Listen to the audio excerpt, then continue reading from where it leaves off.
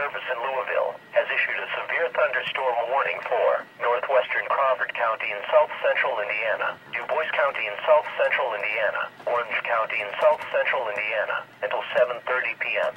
At 6:42 p.m., National Weather Service Doppler radar indicated a line of severe thunderstorms capable of producing damaging winds in excess of 60 miles per hour.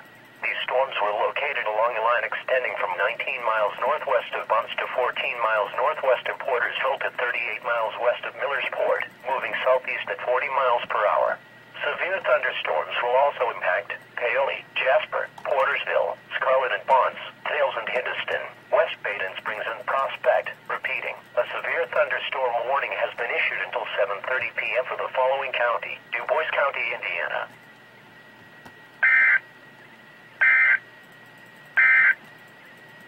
The National Weather Service in Paducah has issued a severe thunderstorm warning for Edwards County in southeast Illinois, Wabash County in southeast Illinois, Wayne County in south central Illinois, until 6 p.m.